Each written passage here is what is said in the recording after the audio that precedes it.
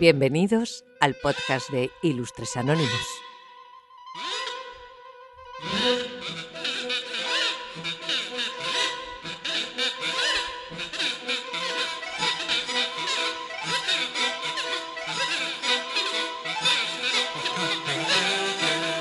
Bienvenidos y bienvenidas a un nuevo episodio de Ilustres Anónimos, donde exploramos las historias, misterios y conceptos que han moldeado nuestro mundo.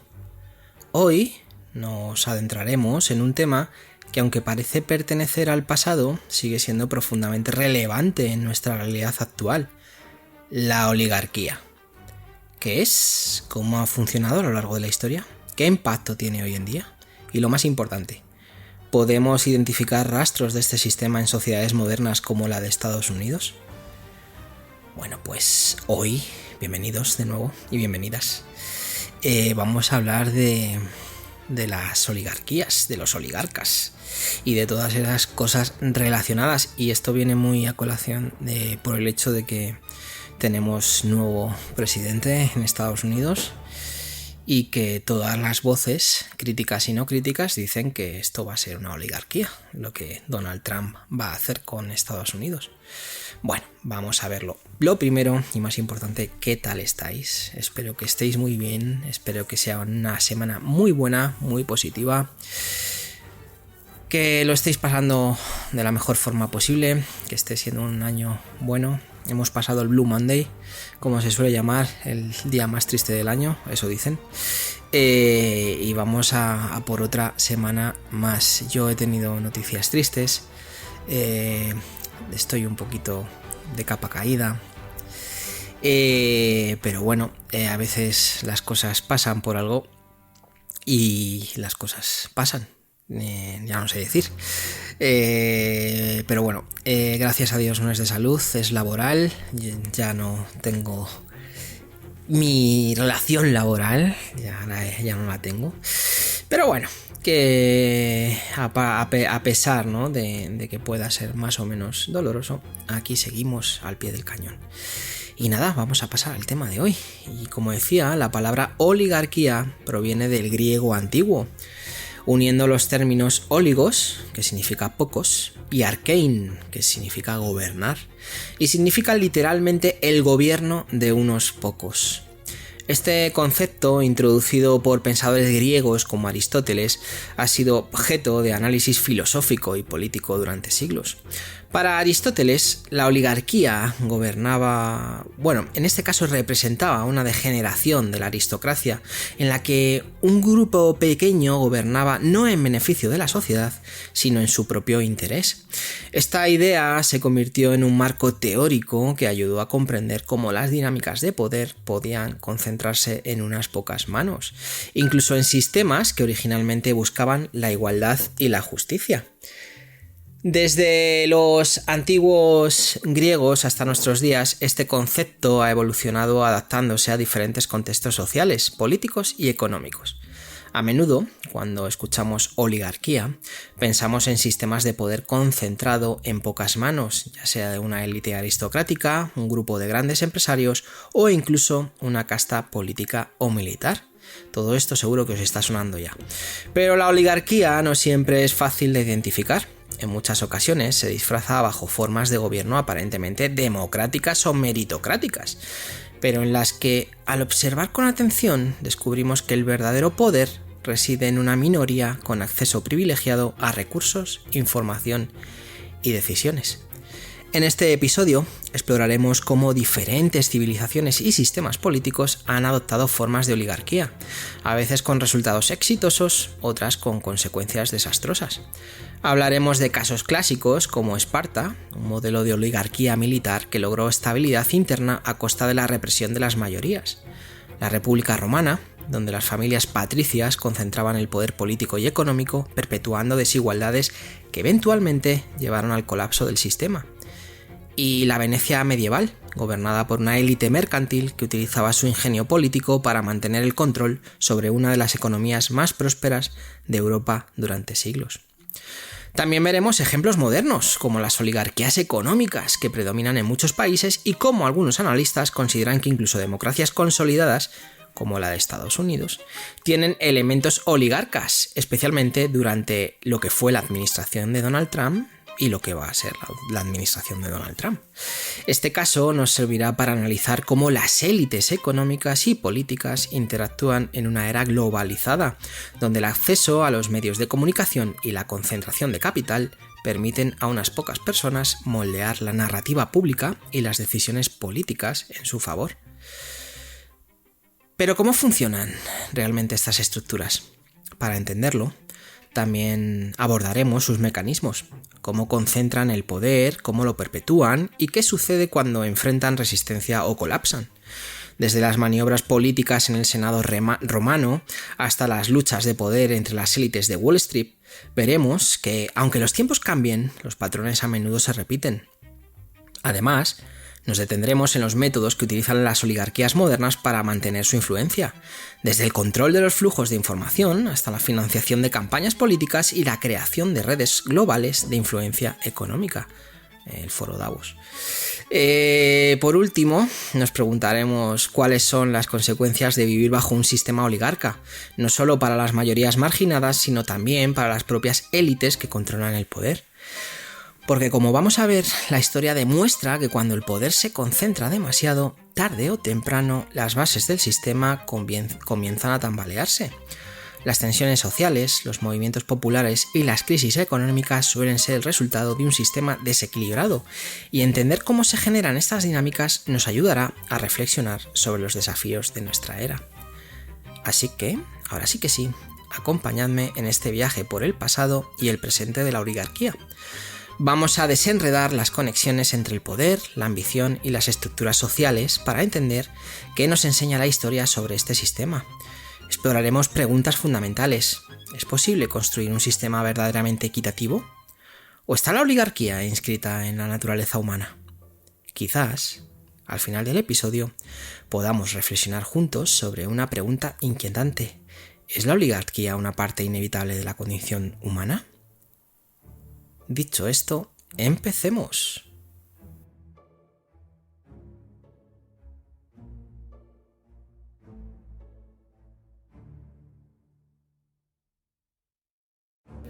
Bueno, pues vamos a pasar al segmento 1 y vamos a hablar de las raíces históricas de la oligarquía. Para entender el concepto de oligarquía en su profundidad, debemos remontarnos a sus raíces históricas, donde encontramos los primeros ejemplos de cómo unas pocas personas lograron concentrar el poder y dirigir los destinos de civilizaciones enteras. La historia nos proporciona un abanico fascinante de ejemplos que muestran cómo estas estructuras surgieron, se consolidaron y en muchos casos también cómo cayeron. Vamos a hablar de Esparta y el modelo de oligarquía militar. Comencemos en la antigua Grecia, en la ciudad-estado de Esparta, conocida por su rigidez y su disciplina militar. Esparta era una sociedad marcadamente jerárquica y oligarca, en la que el poder residía en manos de un pequeño grupo, los éforos y los dos reyes. Este sistema estaba diseñado para preservar el control militar y garantizar que las decisiones fueran tomadas por una élite experimentada. Los éforos, 5 magistrados elegidos anualmente, tenían un poder significativo sobre la vida política y militar de Esparta, funcionando como contrapeso a los reyes. Estos reyes, aunque tenían un poder considerable, eran también supervisados y podían ser depuestos por los éforos si se consideraba que no actuaban en beneficio del Estado. La concentración de poder en estas pocas figuras aseguró una estabilidad interna durante largos periodos, pero también fomentó una rigidez política que dificultó su adaptación a los cambios. La estructura social de Esparta también reflejaba esta concentración de poder. Los ciudadanos espartanos, conocidos como homoioi, o iguales, se dedicaban exclusivamente a la guerra y a la administración del Estado, mientras que los ilotas, que constituían la mayor parte de la población, estaban sometidos a una servidumbre que rozaba la esclavitud. Este sistema económico y social, basado en la explotación de los ilotas, garantizaba la libertad de los ciudadanos para dedicarse a las actividades militares, pero también creaba una tensión constante dentro de la sociedad. Esto es lo más parecido al esclavismo, ¿no? Las rebeliones de los ilotas eran frecuentes y requerían una vigilancia constante, lo que debilitaba a Esparta en el largo plazo. Finalmente, la incapacidad de Esparta para adaptarse a los cambios externos, como el auge de nuevas potencias griegas como Atenas y Tebas, El otro día hablábamos de Tebas y de Edipo, y su dependencia de un modelo militar obsoleto llevaron a su declive. La derrota en la batalla de Leuctra en el 371 a.C. frente a Tebas marcó el comienzo del fin de la hegemonía espartana, demostrando que la rigidez de su oligarquía no podía competir con sistemas más flexibles y adaptables. Bueno, como la democracia griega, por ejemplo. Bueno, pues estos son un poco los espartanos. Los homoioi vivían de puta madre, con perdón, la primera vez que salto un taco así, debe ser que estoy más relajado, y que bueno, que estos homoioi lo que hacían era explotar a estos ilotas, ¿no? Los tenían casi como esclavos, ¿no? Bueno, pues al final uno por otro las cosas acaban cambiando, ¿no? Hay cosas que son insostenibles en el tiempo.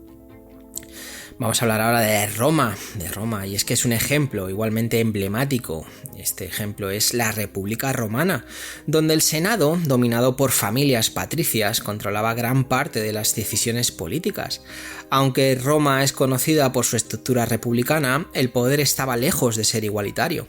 Los patricios, descendientes de las primeras familias aristocráticas, monopolizaban los cargos públicos y los religiosos, dejando a los plebeyos, que constituían la mayor parte de la población, en una posición de inferioridad. Sin embargo, los plebeyos no permanecieron pasivos ante esta desigualdad. A través de la lucha conocida como el conflicto de los órdenes, lograron importantes concesiones, como la creación del cargo de tribuno de la plebe, que tenía el poder de vetar decisiones del Senado que perjudicaran a los plebeyos. Este proceso de ampliación de derechos, aunque limitado, permitió una mayor inclusión en el sistema político romano, aunque las familias patricias siguieron siendo la clase dominante. Esto os sonará a lo del 1%, que el 1% está gobernando a los que somos el 99% restante. Pues esto es algo parecido. Bueno, a medida que Roma creció y se convirtió en una potencia mediterránea, la concentración de riqueza en manos de unas pocas familias aumentó la desigualdad. La acumulación de tierras en grandes latifundios controlados por la aristocracia desplazó a los pequeños agricultores, generando tensiones sociales que eventualmente llevaron a las guerras civiles.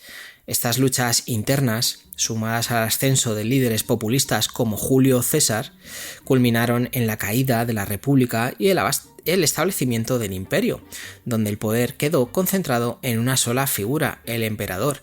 Pues hemos salido de Málaga y nos metemos en Malagón, como se suele decir. Bueno, pues también tenemos una clase social, que son los patricios, y tenemos a los plebeyos, y bueno, pues al final unos pocos mandaban sobre una gran mayoría.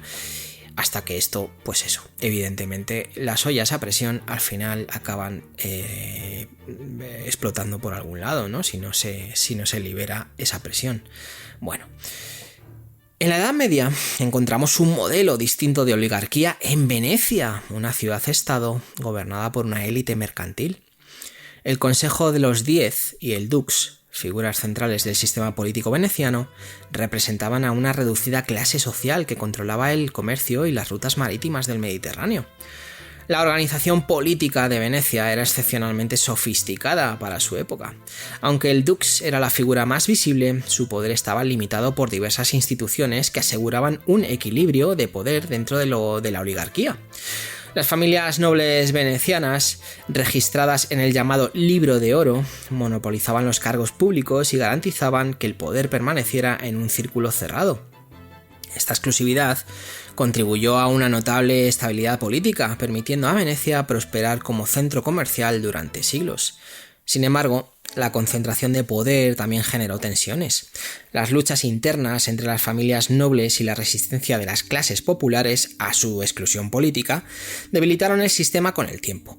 Además, los cambios en las rutas comerciales tras el descubrimiento de América y la competencia con otras potencias europeas como Portugal y España erosionaron la influencia veneciana. A pesar de estos desafíos, Venecia logró adaptarse durante un tiempo, manteniendo su independencia hasta finales del siglo XVIII, ojo, hasta el siglo XVIII, cuando fue conquistada por nuestro ya amigo conocido Napoleón. Bueno, pues Venecia, donde también tenemos este Consejo de los 10 y a este Dux, ¿no? Que era un poco los que los que manejaban todo el asunto. El auge del parlamentarismo oligárquico en la Inglaterra de los lores es de lo que vamos a hablar ahora. Y es que durante la Edad Media y buena parte de la Edad Moderna, Inglaterra presentó una forma peculiar de oligarquía bajo la apariencia de una monarquía parlamentaria. En este sistema, el poder político estaba principalmente en manos de los grandes terratenientes y la nobleza, quienes componían la Cámara de los Lores. Aunque la monarquía ejercía una influencia significativa, la capacidad de legislar y decidir sobre cuestiones clave estaba dominada por una élite aristocrática que defendía principalmente sus propios intereses. La Carta Magna de 1215, muchas veces interpretada como un paso hacia la democracia, en realidad consolidó el poder de los varones y terratenientes frente al rey, asegurando privilegios exclusivos para este grupo reducido. Este modelo de oligarquía terrateniente permitió una estabilidad política relativa, pero también perpetuó desigualdades profundas. La concentración de tierras y recursos en manos de los lores consolidó un sistema feudal que limitaba la movilidad social y mantenía a la mayoría de la población en condiciones de servidumbre. Sin embargo, este sistema no fue inmune a las tensiones internas. Durante el siglo XVII, los conflictos entre la monarquía y el parlamento, controlado por los grandes terratenientes, llevaron a una serie de guerras civiles que culminaron con la Revolución Gloriosa de 1688. Este evento marcó un punto de inflexión, ya que el poder se inclinó definitivamente hacia el Parlamento, estableciendo las bases de un sistema oligárquico parlamentario, que lentamente fue dando paso a un modelo más inclusivo durante los siglos XVIII y XIX, con la expansión del sufragio y la llegada de nuevas élites industriales. Bueno, pues la Cámara de los Lores legislando para ellos mismos, en detrimento del resto de la sociedad. Esa es la Inglaterra medieval y de la Edad Moderna. Bueno, vamos a irnos un poquito lejos, y es que en el Japón del periodo Edo, de 1603 a 1868, encontramos un modelo de oligarquía único basado en la estructura feudal. El shogunato Tokugawa, encabezado por el shogun, controlaba el país a través de un rígido sistema jerárquico en el que los daimyo, señores feudales, y los samuráis ostentaban el poder político y militar. Esta élite formaba una casta gobernante que supervisaba la vida de los campesinos, comerciantes y artesanos, quienes constituían la base productiva de la sociedad. El sistema político estaba diseñado para evitar la concentración de poder en manos de un único señor feudal, implementando medidas como el Sankin Kotai, que obligaba a los daimyo a residir alternadamente en sus provincias y en Edo, la actual Tokio. Aunque esto fortaleció el control del shogunato, también perpetuó un sistema de explotación y desigualdad social. El cierre de Japón al comercio exterior, que es lo que se llama sakoku, durante este periodo también tuvo un impacto significativo en la consolidación de esta oligarquía. Al limitar la influencia extranjera, el shogunato Tokugawa garantizó la estabilidad interna, pero a costa de un estancamiento económico y tecnológico. Esta rigidez fue fatal cuando Japón se enfrentó a las potencias occidentales en el siglo XIX, lo que llevó a la caída del shogunato y la restauración Meiji, un periodo en el que nuevas élites industriales reemplazaron a la casta samurái. Bueno, os habéis dado cuenta que el tema de Japón son todos nombres raros, pero bueno, al final viene a ser igual una casta, ¿no? de señores, ¿no? Feudales y de samuráis que ostentaban todo el poder, y luego pues eso, una serie de otras personas como campesinos, comerciantes, artesanos y demás, ¿no? Que construían la base, ¿no? De lo que es toda la sociedad. Al final es un poco similar, ¿no? En todos los sistemas oligárquicos que hemos visto hay más o menos algo parecido, y eso, en cada uno de estos casos podemos observar patrones comunes. El poder se concentra en un grupo reducido, la exclusión de las mayorías y en muchos casos la incapacidad de las oligarquías para evolucionar. Sin embargo, también queda claro que, aunque imperfectas, estas estructuras a menudo permitieron cierto grado de estabilidad y desarrollo en sus sociedades. Bueno, pues esto ha sido un poco el segmento 1, que viene a hablar de las raíces históricas de la oligarquía. Hay 1000 ejemplos más, 1000 millones de ejemplos más, podemos decir. Pero bueno, estos son los que os he traído yo. Vamos a ver más ejemplos en la Edad Moderna, sobre todo.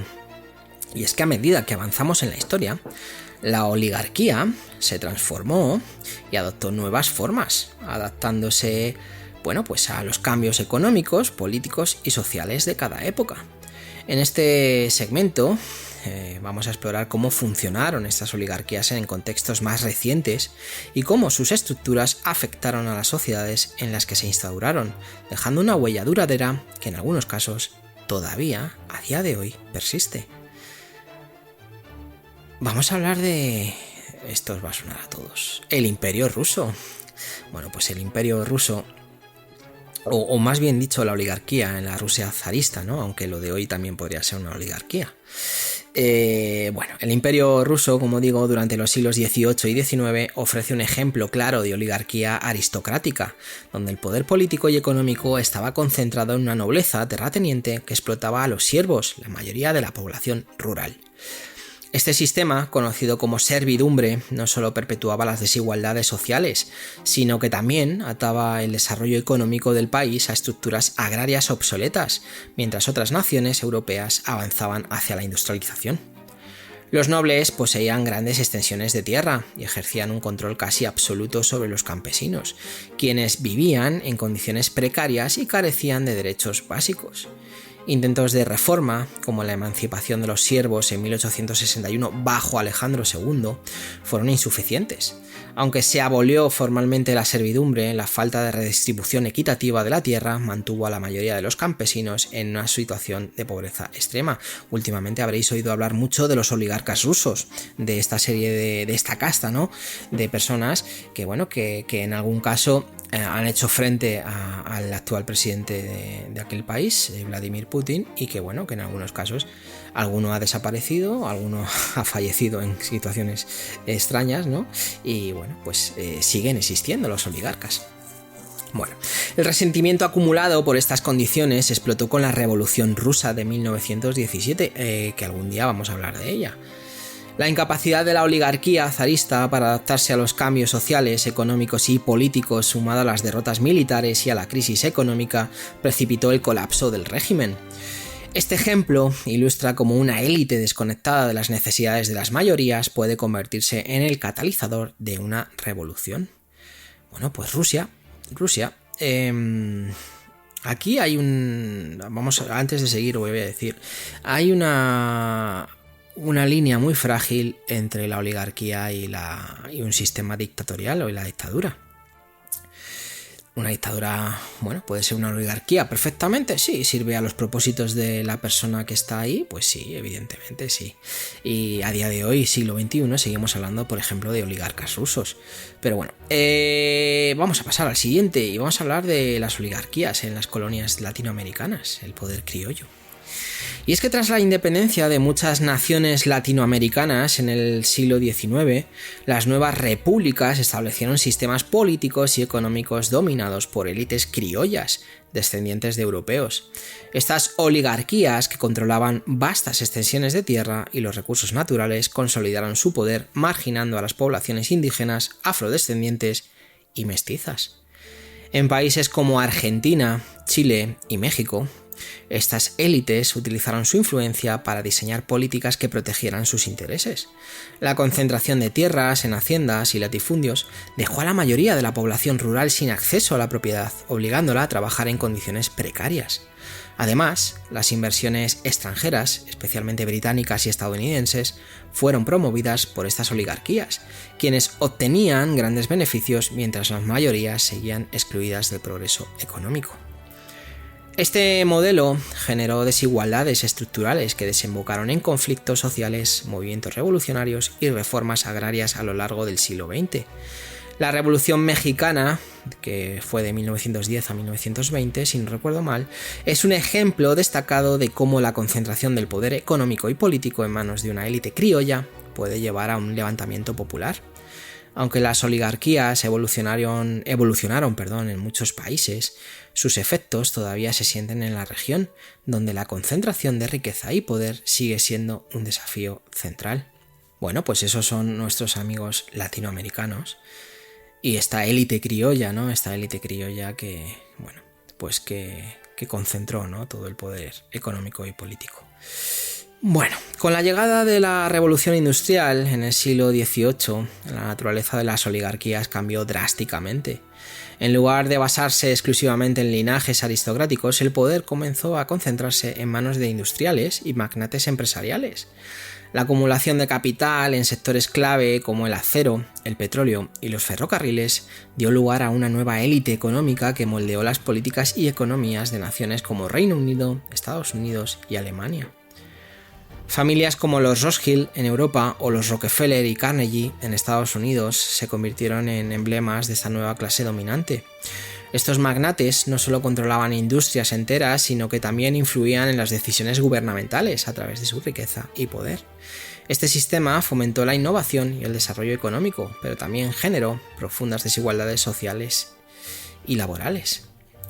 La explotación de los trabajadores en fábricas y minas dio lugar a jornadas laborales extremas, salarios bajos y condiciones inseguras, casi como hoy. Estos problemas llevaron al surgimiento de movimientos sindicales y reformas legislativas que buscaban proteger a la clase trabajadora. Sin embargo, las oligarquías económicas siguieron adaptándose, encontrando formas de consolidar su influencia a través de monopolios y conglomerados. Hoy por hoy, en el siglo XXI, este modelo evolucionó hacia formas de oligarquía corporativa global. Gigantes tecnológicos como Amazon, Google, Apple, otros, controlan vastos recursos económicos y tienen un impacto significativo en las políticas gubernamentales. Aunque estas empresas han revolucionado la economía digital, también han exacerbado las desigualdades globales, demostrando que las oligarquías económicas son una constante en la historia, adaptándose a los cambios tecnológicos y sociales. Bueno, pues el legado de las oligarquías modernas, como hemos visto en cada uno de estos casos, ilustran, ¿no?, en esta edad moderna cómo la concentración de poder y recursos en manos de unos pocos puede impulsar el desarrollo, pero también perpetuar desigualdades y tensiones sociales. Ya sea en el campo de batalla, en las fábricas o en los parlamentos, las sociedades han respondido a estas estructuras con luchas que en algunos casos han logrado transformaciones significativas. Sin embargo, el desafío de equilibrar el poder entre élites y mayoría sigue siendo una cuestión central en el mundo contemporáneo. Bueno, pues esto es un poco las oligarquías en la edad moderna. Vamos a pasar al ejemplo más claro, que es Estados Unidos y Donald Trump, pero antes de eso, está claro, ¿no? Al final hay grandes empresas que han supuesto revoluciones para sus países. Hemos hablado de los Carnegie, de los Rockefeller, de los Rothschild en Europa, en Estados Unidos, ferrocarriles, petróleo, acero. Ha sido todo muy importante en la revolución industrial, tal y como la conocemos. Hizo avanzar a los países, pero nos hizo crecer también en desigualdad. Y también está pasando ahora con estas grandes empresas, grandes tecnológicas, grandes todo en general, que lo que están haciendo es cada vez generar más desigualdad, ya sea entre la propia sociedad o entre los diferentes países, ¿no? Hay veces, y es triste, siempre me viene a la cabeza lo de los ricos cada vez son más ricos y los pobres cada vez son más pobres, y es verdad. Y solamente hay que ver la diferencia de salario de una persona justo en el comienzo de la revolución industrial o en la revolución industrial. El salario de una persona de una cadena, ¿no?, de montaje, la imagen más típica de la revolución industrial. El salario de esa persona y el salario del director de esa empresa, ¿no?, era una diferencia que no era demasiado abismal. Vamos a hablar de 5 veces más o 3 veces más, o no muchísimo más. Estamos hablando ahora de 1000 veces más, de 10.000 veces más. Bueno, estamos hablando de que la desigualdad ha crecido de que estas oligarquías, bueno, pues han hecho crecer esta desigualdad también. Bueno, vamos a pasar ahora al contexto contemporáneo, puro y duro. Vamos a hablar de Estados Unidos, una de las democracias más antiguas y consolidadas del mundo, aunque nos pese. Ofrece un caso paradigmático para analizar cómo estas dinámicas de la oligarquía persisten dentro de un sistema que se presenta como representativo, ya sabéis, las cámaras, ¿no?, que tienen de representantes. La llegada de Donald Trump, vamos a hablar del pasado, porque sí, este lunes pasado vuelve a ser presidente de Estados Unidos, pero vamos a hablar de lo que ya conocemos y vamos a aventurarnos, ¿no?, en el futuro también. Bueno, pues la llegada de Donald Trump a la presidencia en 2016 marcó un punto de inflexión, ya que puso de manifiesto la intersección entre el poder económico, político y mediático, lo que suscitó intensos debates sobre si Estados Unidos puede considerarse una democracia auténtica o si, más bien, exhibe rasgos claros de una oligarquía moderna. Bueno, Donald Trump, si es que hay alguien que no sepa todavía quién es un magnate inmobiliario y una figura mediática. Representó la personificación del poder económico convertido en influencia política. Su camino a la presidencia se construyó sobre una narrativa populista, diseñada para resonar con las clases trabajadoras y medias que se sentían desatendidas por las élites políticas tradicionales. Paradójicamente, su administración implementó políticas que beneficiaron principalmente a las élites económicas, lo que refleja la complejidad de su figura como líder y las contradicciones inherentes al sistema estadounidense. Un ejemplo emblemático fue la reforma fiscal de 2017 conocida como las Tax Cuts and Jobs Act. Esta reforma redujo significativamente los impuestos corporativos del 35% al 21%, 14 puntos menos, y otorgó ventajas fiscales desproporcionadas a los individuos con mayores ingresos. Si bien Trump promocionó la reforma como una medida para estimular la economía y beneficiar a todos los estadounidenses, sus críticos argumentan que exacerbó las desigualdades económicas al reforzar el poder de las grandes corporaciones y de los individuos más ricos. Además, Trump utilizó su riqueza personal y su prominencia mediática para posicionarse como un outsider político, aunque en realidad era un representante de la élite económica.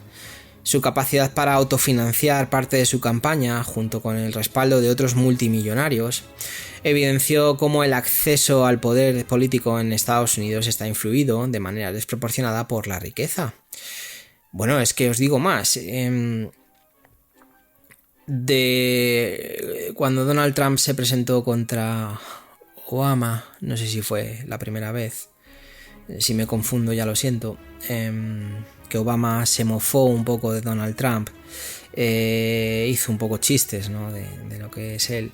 Se comenta en los mentideros de la corte que Donald Trump se mosqueó mucho, se enfadó muchísimo, y que básicamente su comentario fue: ¿cuánto cuesta ser presidente de Estados Unidos? Y algo que no era su objetivo primordial en la vida se convirtió en su objetivo primordial en la vida, y gracias a esa mofa de Obama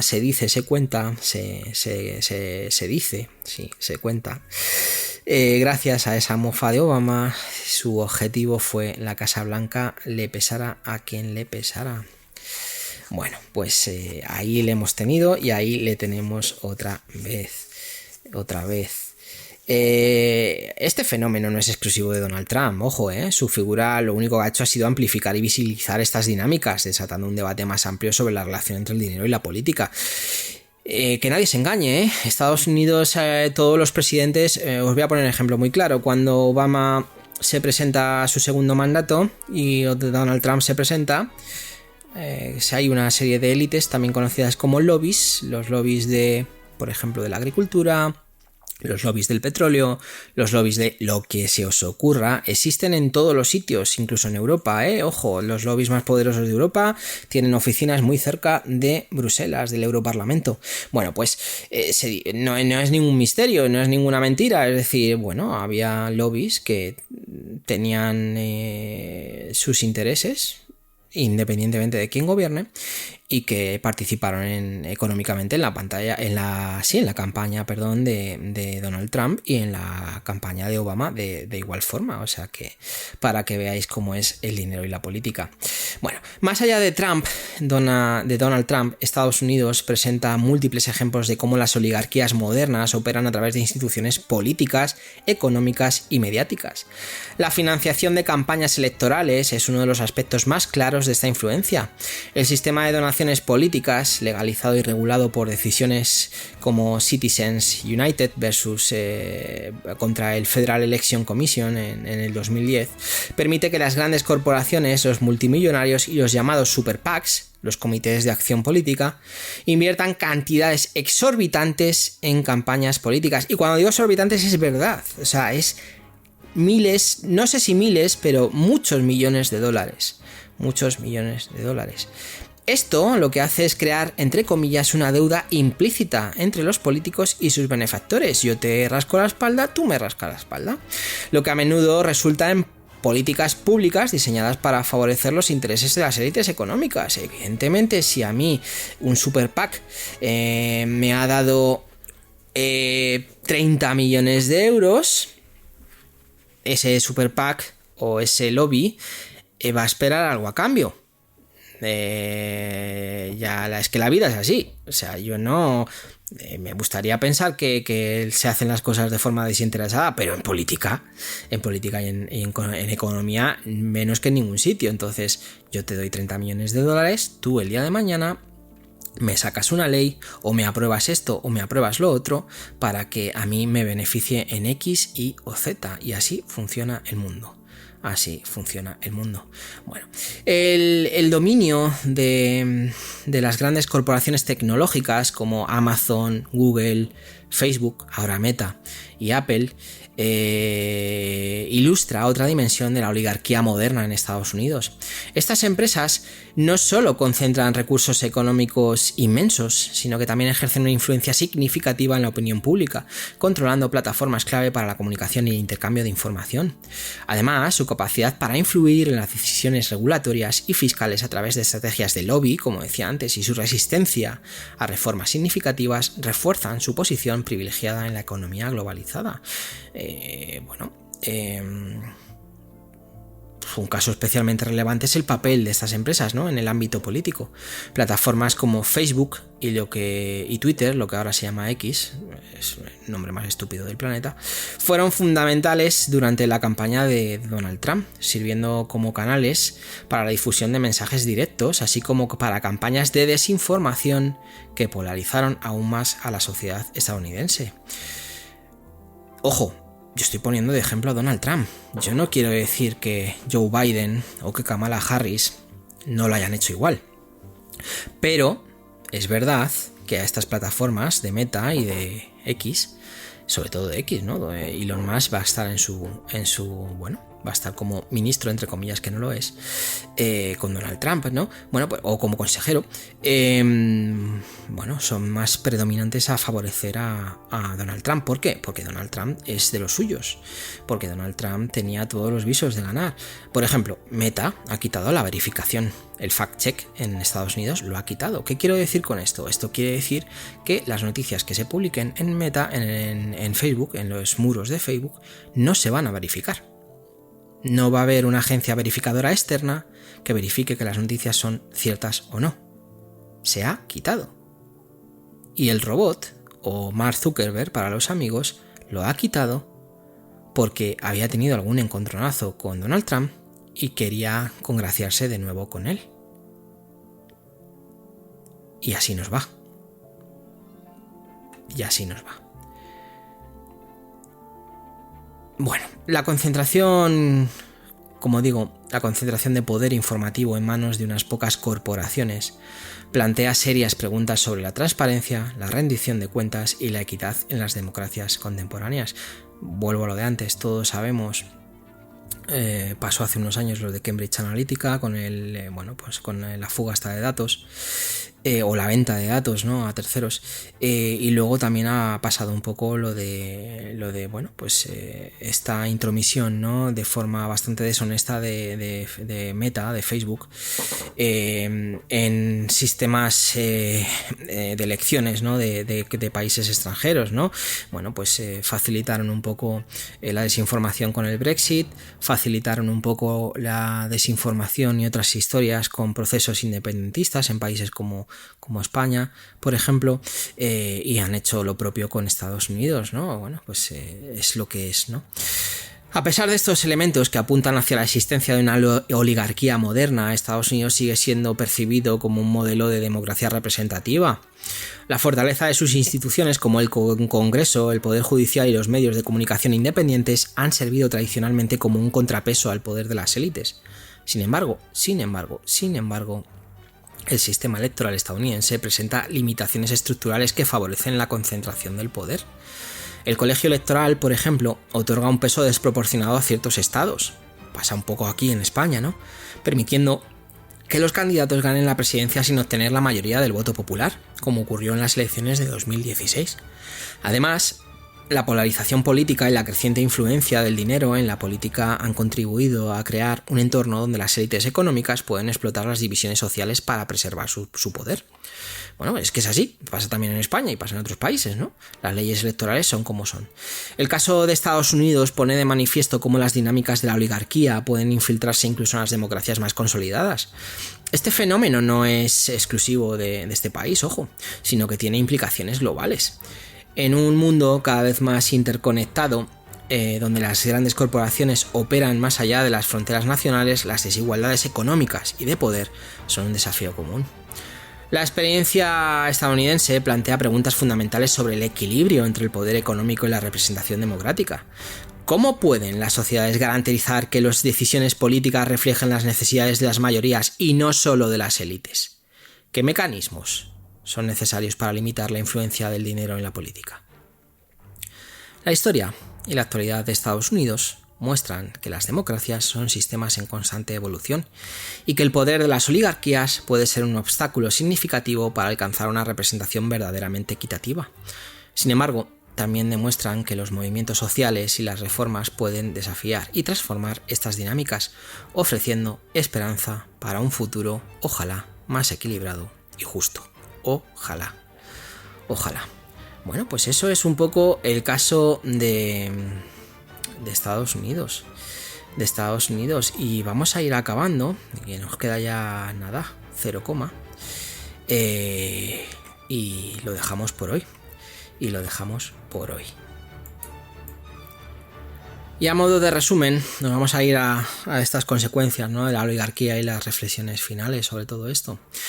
Como hemos dicho a lo largo de la historia, hemos visto cómo las oligarquías han moldeado sociedades enteras, desde la estabilidad en sistemas altamente organizados como Venecia, hasta la desigualdad que provocó revoluciones en Rusia. ¿Pero qué consecuencias genera un sistema oligárquico en la población general y en las propias élites que lo sostienen? En este segmento exploraremos los efectos más comunes de la oligarquía, tanto en contextos históricos como contemporáneos, y reflexionaremos sobre si es posible superar estas dinámicas de poder. Bueno, pues una de las consecuencias más evidentes de la oligarquía es la concentración de riqueza en un grupo reducido, eso está clarísimo, mientras que la mayoría de la población queda marginada económica y socialmente. Este patrón, observable tanto en las antiguas ciudades-estado como en las economías modernas, perpetúa ciclos de desigualdad. ¿Ejemplos que ya hemos visto? Pues eso, en la Roma republicana, acumulación de tierras por parte de la aristocracia desplaza a los pequeños agricultores, creando una clase de proletarios urbanos descontentos que alimentaron las guerras civiles. Ahí te lo llevas. En las colonias latinoamericanas, las élites criollas controlan la tierra y los recursos, consolidando una estructura social rígida que aún hoy repercute en las desigualdades económicas de la región. En Estados Unidos, el aumento de la brecha entre ricos y pobres durante las últimas décadas ha sido exacerbado por políticas fiscales que favorecen a las élites económicas. Según informes recientes, el 1% más rico de la población controla más riqueza que el 90% más pobre. Las oligarquías tienden a limitar las oportunidades, ¿no?, para las clases más bajas, asegurando que el poder y los recursos permanezcan en manos de las élites. Esto afecta a la movilidad social, lo que significa que las personas tienen menos posibilidades de mejorar su posición económica o social. En contextos históricos, como en la Rusia zarista, los siervos estaban atrapados en una estructura feudal que prácticamente eliminaba cualquier posibilidad de ascenso social. En el mundo moderno, el acceso a la educación y los empleos mejor remunerados a menudo depende de conexiones familiares, de tu apellido, o redes de influencia que las élites ya poseen. evidentemente a mí no me van a hacer CEO de una empresa. Cuando las oligarquías ignoran las necesidades de las mayorías, es común que se generen tensiones sociales que pueden llevar a levantamientos, revoluciones o incluso el colapso del sistema. La incapacidad, por ejemplo, de la aristocracia en la Revolución Rusa para implementar reformas significativas y abordar demandas de los trabajadores rurales y urbanos llevó al derrocamiento del zar y al establecimiento de un sistema comunista. Que no quiero decir que el sistema comunista haya funcionado mejor, ojo, simplemente los ponemos el caso. En países con desigualdades extremas como Chile o Estados Unidos, los movimientos sociales han surgido como respuesta al control desproporcionado de las élites sobre los recursos y las políticas públicas. En sistemas oligárquicos, las élites suelen utilizar su poder para influir en las instituciones gubernamentales en su propio beneficio, debilitando las normas democráticas y la confianza pública. En Venecia, como decíamos, aunque el sistema político era estable, los conflictos internos entre las familias nobles a menudo generaban corrupción y favoritismo. En muchas democracias actuales, las donaciones políticas y los lobbies corporativos permiten que las grandes empresas dicten políticas que afectan negativamente al bienestar común. Curiosamente, las oligarquías no solo afectan a las mayorías, sino también a las propias élites. La concentración de poder puede generar rivalidades internas, divisiones y una desconexión de la realidad que les hace vulnerables. En Roma, la rivalidad entre familias patricias llevó a las guerras civiles que terminaron con la República. En el mundo corporativo moderno, las luchas internas entre los grandes jugadores de la tecnología, como Apple y Meta, evidencia cómo incluso las élites compiten ferozmente por mantener su posición. ¿Es la oligarquía inevitable? Bueno, a lo largo de este episodio hemos visto que la oligarquía parece ser un patrón recurrente en la historia de la humanidad. Es la piedra donde siempre nos tropezamos, desde las sociedades antiguas hasta las democracias modernas. Esto plantea una pregunta fundamental. ¿Es la oligarquía un rasgo inherente a las estructuras humanas de poder? Bueno, algunos filósofos, como Aristóteles, creían que todas las formas de gobierno tienden a degenerar hacia la oligarquía o la tiranía, o la dictadura, como diríamos ahora, mientras que otros ven en la educación y la participación ciudadana una posible salida. En una era marcada por la globalización y el acceso a la información, las herramientas para combatir las dinámicas oligárquicas están más al alcance que nunca. Sin embargo, la concentración de poder en élites económicas, políticas y tecnológicas sigue siendo un desafío persistente. Entonces, dejadme que os deje con esta pregunta para que reflexionéis y que siempre os hago trabajar. ¿Podemos construir un mundo donde el poder esté verdaderamente distribuido entre todos? ¿O siempre habrá unos pocos que gobiernen sobre los muchos? Ojo, no me digáis el comunismo, que funciona igual que el capitalismo. Al final el poder está en manos de unos pocos. Ya lo estamos viendo. Si tuviera que decir algo es que lo más parecido a un sistema comunista que funciona es el de los kibbutz, donde todo el mundo hace de todo, independientemente de que seas un médico, o que seas bombero, o que seas mujer, hombre, niño, da igual, todo el mundo hace de todo. Bueno, pues hemos acabado ya, hemos llegado al final. Vamos a pasar al cierre y la conclusión de este maravilloso episodio sobre la oligarquía. No sé si maravilloso o da miedo, ¿no? Pero bueno, es lo que es, nos ha tocado vivir esto. A lo largo de este episodio hemos recorrido siglos de historia para entender cómo la oligarquía ha influido en diferentes civilizaciones y sistemas políticos.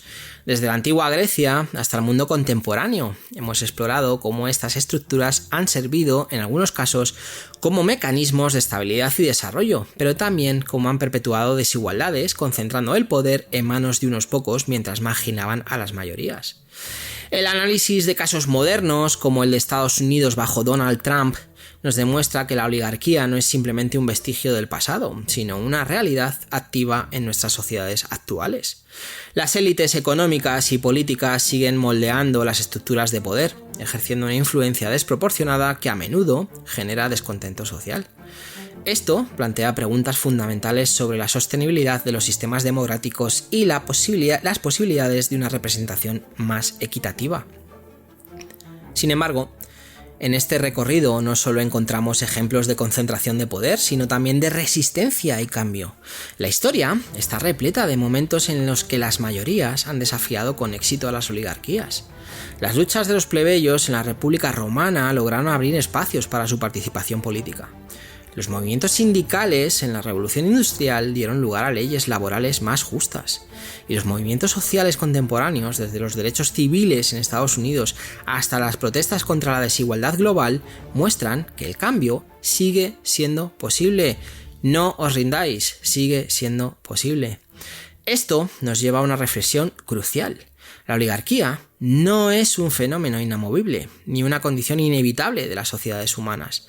Aunque la concentración de poder parece ser una constante histórica, también lo es la capacidad de las personas para organizarse y desafiar estas dinámicas. La clave puede residir en la educación, en la creación de sistemas que promuevan la transparencia y la rendición de cuentas, y en la participación activa de todos vosotros, de la ciudadanía. Para cerrar, como hago últimamente bastante, os dejo con 2 preguntas para reflexionar. ¿Es la oligarquía una consecuencia inevitable de la naturaleza humana? ¿O podemos imaginar un futuro donde el poder está verdaderamente distribuido? Y más importante aún, ¿qué papel estamos dispuestos a jugar cada uno de nosotros en este cambio? Tal vez, como decía el filósofo Etienne de la Boétie en su discurso sobre la servidumbre voluntaria, el poder de las oligarquías se basa, en última instancia, en la aceptación o la apatía de las mayorías. Pues ahora sí que sí, hemos llegado al final. Muchísimas gracias, como siempre, de corazón, por escucharme, por dedicarme estos minutos, por estar aquí, por comentar, por darme un like, por todo lo que supone para mí hacer este podcast.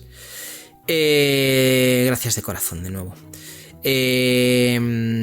Y gracias también por acompañarme en este viaje a través de la historia y el presente de las oligarquías, algo que está tan de moda ahora. Como digo siempre, si os ha gustado el episodio, os invito a compartirlo y a dejar vuestros comentarios o ideas. Recordad que cada reflexión, cada discusión, es un paso hacia un entendimiento más profundo y, quién sabe, quizás también hacia un mundo más justo.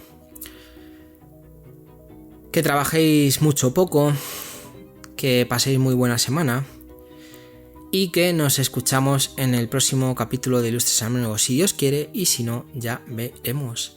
Hasta pronto.